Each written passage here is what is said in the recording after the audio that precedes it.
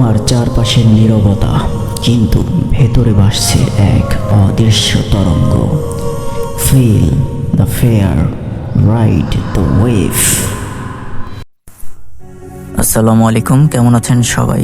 আমি প্রান্ত চৌধুরী আপনাদের সাথে আছি। আপনারা শুনছেন ভূত ওয়েভের হরর স্টোরি পডকাস্ট।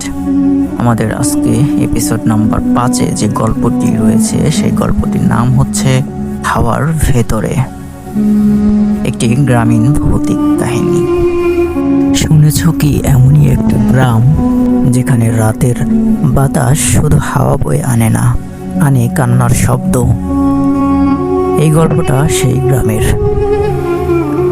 তবে গল্পটি শোনার আগে অবশ্যই হেডফোন পরে বসো আর তোমার ঘরের আলো নিভিয়ে দাও, কারণ আজ যে গল্প শোনাবো সেটা কেবল একটা গ্রাম আর ভূতের নয়, বরং সেই ভয়ঙ্কর হাওয়ার যেটা মানুষের প্রাণ নিয়ে যায়।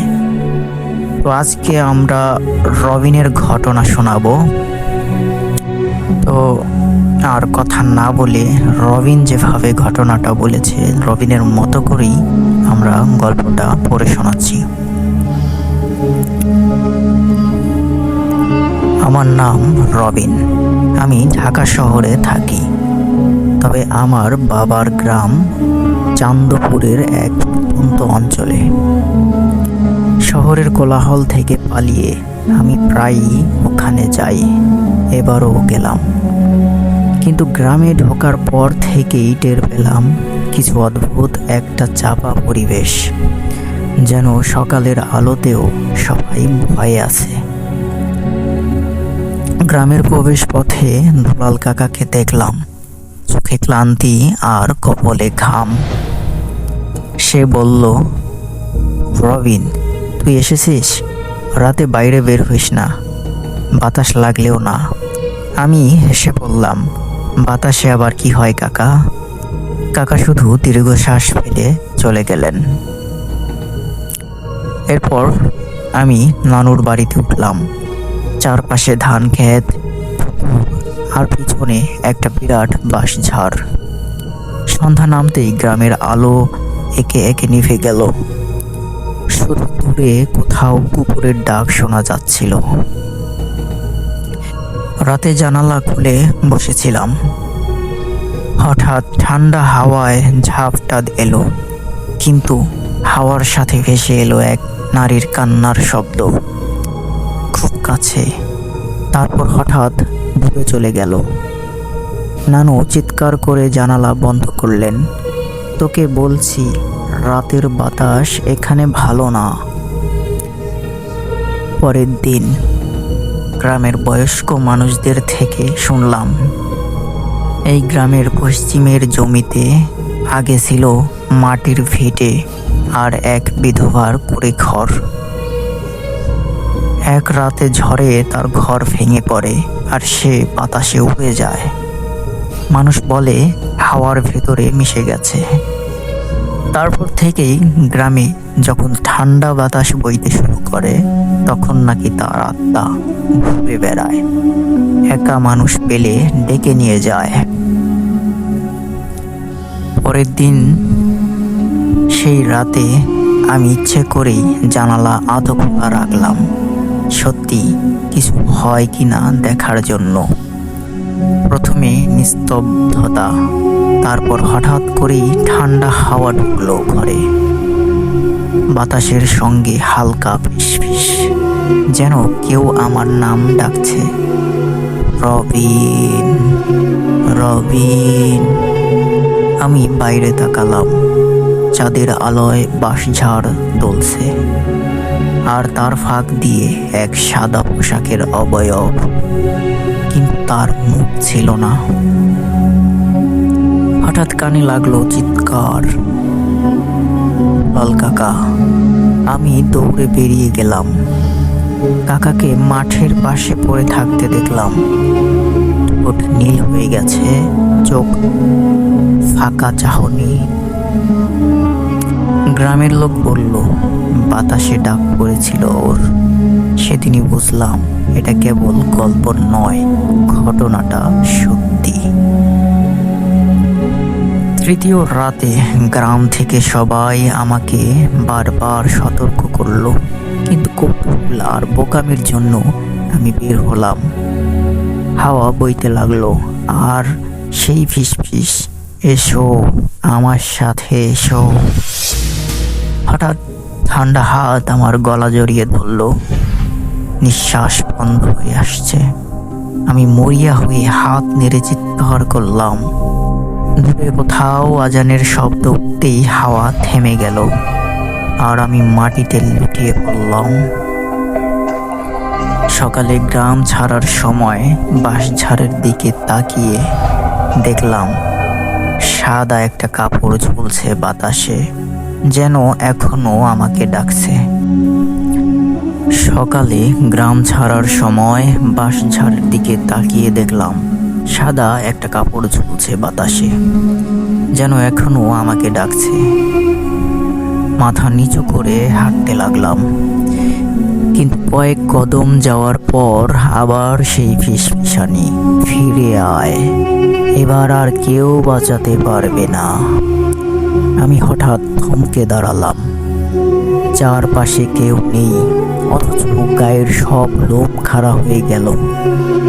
চোখ তুলে দেখি বাঁশঝাড়ের ফাঁক দিয়ে সাদা পোশাকের অবয়ব এবার ধীরে ধীরে এগিয়ে আসছে। তার মুখ এখনো ফাঁকা, কিন্তু বুকের কাছে যেন একটা কালো গর্ত, ভেতরে কিছু হচ্ছে। আমি দৌড় দিতে শুরু করলাম, কিন্তু মনে হচ্ছিল পা যেন জমে গেছে কাদায়। বাতাস ক্রমশ ঠান্ডা হতে লাগলো, নিঃশ্বাসে ধোঁয়া বের হচ্ছে, আর প্রতিটি হাওয়ার ঝাপটায় আমার কানে সেই কান্না, আমাকে একা রেখো না। রাস্তার মোড়ে এসে দেখি গ্রামের কয়েকজন বৃদ্ধ দাঁড়িয়ে, হাতে তাবিজ আর লণ্ঠন। তারা একসাথে কিছু পড়তে লাগলো। হঠাৎ করেই সেই ঠান্ডা বাতাস থেমে গেল আর সাদা অবয়ব বাঁশঝাড়ের ভেতর মিলিয়ে গেল। বৃদ্ধদের একজন আমার কাঁধে হাত রেখে বলল, তুই ভাগ্যবান যে বেঁচে গেছিস, কিন্তু মনে রাখিস এই হাওয়া একদিন তোর নাম আবার ডাকবেই। ঢাকায় ফেরার পরও অনেক রাত আমি ঘুমাতে পারিনি। জানালার ফাঁক দিয়ে মাঝে মাঝে ঠান্ডা হাওয়ার ঝাপটা এলে মনে হয় কেউ ফিস ফিস করে আমার নাম ডাকছে। একদিন গভীর রাতে ঘুম থেকে উঠে দেখি জানালা খোলা আর পর্দা হাওয়ায় দুলছে। হঠাৎ পর্দার ফাঁক দিয়ে সাদা কাপড়ের এক টুকরো ভেতরে ঢুকে পড়ল। আমি চিৎকার করলাম, কিন্তু সেই চিৎকার যেন বাতাসেই মিলিয়ে গেল। ঢাকায় ফিরে এলেও আমি সেই গ্রামের রাতের ঘটনাটা ভুলতে পারছিলাম না। মনে হচ্ছিল বাঁশঝাড়ের হাওয়ার ঠান্ডা এখনো আমার শির দ্বারায় লেগে আছে। দিন যত যাচ্ছিল আমার ঘুম তত কমে যাচ্ছিল। কয়েকদিন শুধু দুঃস্বপ্ন আসতো। আমি বাঁশঝাড়ের ভেতর দাঁড়িয়ে, চারপাশে অন্ধকার, আর দূরে সাদা কাপড়ের মেয়েটা ধীরে ধীরে এগিয়ে আসছে। তার মুখে কোনো চোখ, নাক বা মুখ নেই, শুধু শূন্য গর্ত। আর সেই গর্তের ভেতর থেকে হাওয়ার মতো শব্দ বের হচ্ছে, ফিরে আয়, ফিরে আয়। একদিন রাতে বৃষ্টি পড়ছিল, জানালার পাশে বসে চা খাচ্ছিলাম। হঠাৎ মনে হলো বাইরে কেউ দাঁড়িয়ে আছে। কুয়াশায় ঢাকা রাস্তায় কিছু দেখা যাচ্ছিল না, কিন্তু আমার বুক ধক ধক করছিল। সাহস করে জানালার কাছে গিয়ে তাকাতেই দেখি সাদা কাপড়ের কোনো এক টুকরো রাস্তার বাতির আলোয় ভেসে উঠল, যেন বাতাসে ভাসছে। আমি চোখ কসলালাম, কিন্তু তখন সেটা নেই। পরের দিন হঠাৎ ফোনে একটা মেসেজ এলো, কোনো নাম্বার নেই, শুধু লেখা, হাওয়া থামেনি, তুই ফিরে আয়। মনে হলো কেউ আমার সাথে খেলা করছে, কিন্তু কয়েকদিন পরেই বুঝলাম এটা খেলা নয়। রাত 3টার দিকে ঘুম ভেঙে গেল, দেখলাম আমার রুমের দরজা অল্প খোলা। ঠান্ডা হাওয়ার ঝাপটা আসছে ভেতরে। আমি ধীরে ধীরে দরজা বন্ধ করতে গেলাম, তখনই দেখলাম ফ্লোরে ছোট ছোট ভেজা কাদা পড়া পায়ের ছাপ আমার দরজার দিক থেকে জানালার দিকে যাচ্ছে। জানালার কাছে গিয়ে দেখি পর্দা দুলছে, আর বাইরে সেই সাদা অবয়ব দাঁড়িয়ে, কিন্তু এবার অনেক কাছে।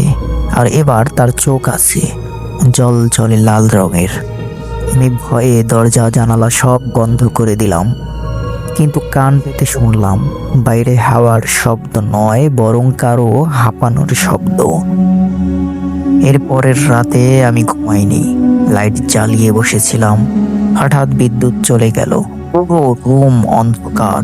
মোবাইলের টর্চ অন করতেই দেখি আমার বিছানার পাশে ভেজা কাপড় পরে আছে।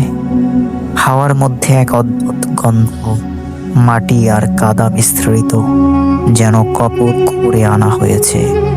তারপরেই হঠাৎ এক ঠান্ডা হাত আমার কাঁধে পড়ল। পেছনে তাকাতেই দেখি সে বাঁশিঝাড়ের সেই মেয়ে। তার ঠোঁট এবার বলছে, কিন্তু ভেতরে দাঁতের বদলে শুধু কালো ধোঁয়া, আর ধোঁয়ার ভেতর ছোট ছোট কণ্ঠস্বর, শত মানুষের কান্না।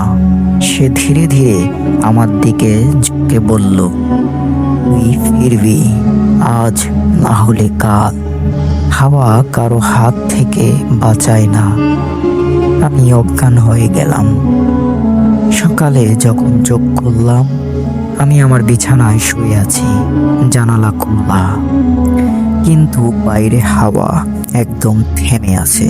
শুধু জানালার পাশে রাখা আমার পুরনো ব্যাগের ভেতরে ভেজা কাদা, আর তার উপরে একটি সাদা কাপড়ের ছোট টুকরো।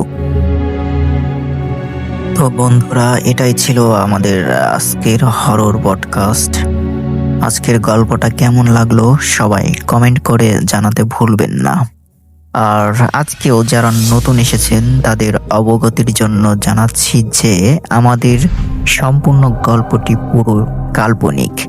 আমরা এখনো কাল্পনিক গল্পের উপর নির্ভর করি আমাদের এপিসোডগুলো এগিয়ে নিয়ে যাচ্ছি।